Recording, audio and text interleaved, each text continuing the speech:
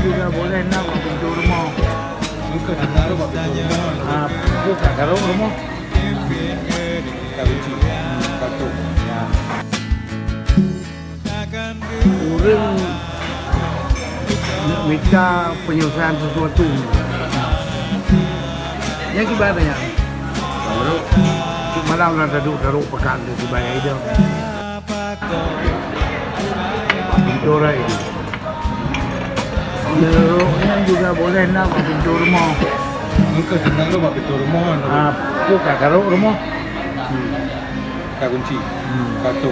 Ya. Boleh sih puno na orang jadi nak merah pagi. Ai. Kalau dengar merah pagi dia. Ini karungan dia. Sepat. Soalnya naji kebodu orang nak minta penyelesaian sesuatu.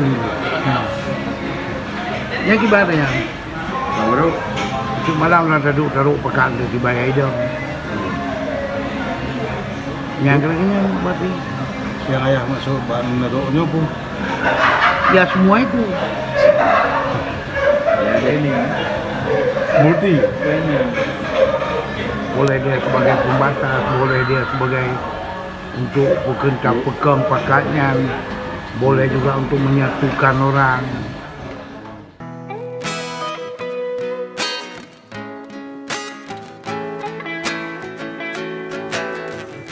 Taro male kamu tutu bahasa ro Adai gata tupu nyoku Hanta neku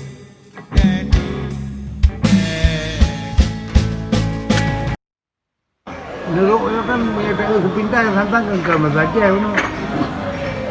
Orang ketika ada dia kritik buat tulisannya, karena mesti dah pegang pula air, hanya dia kritik.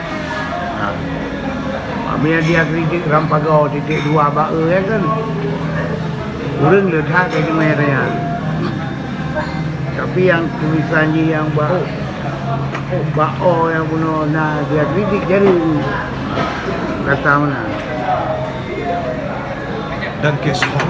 Hah? Dalam bahasa Jerman waktu pakai menyatakan danke. Danke berarti terima kasih.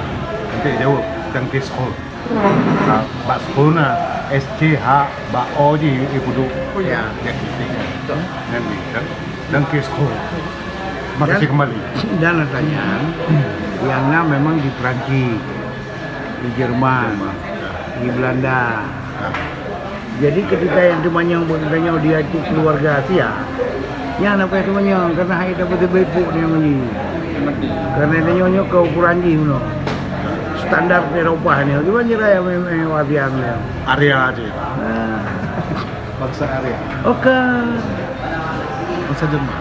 Yang terpandang. Lebih Hawaii dan nyolong, lebih musnah katanya baru muncul area. Area, rasa area. Yang lega ada Aceh ini ayo.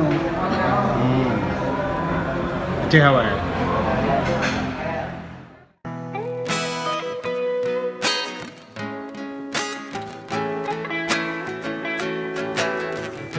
Taro male kamu tutu bahasa ro Adai gata tupu nyoku Bahasa neku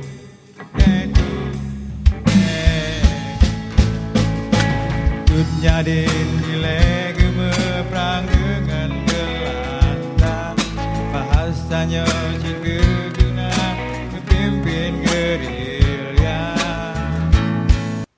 Selamat berdiam Nerok Sabah Majalah Aceh. Dengan terbit Nerok, maka jika kita tak tedro tu bangsa Aceh. Selamat jika diucapkan.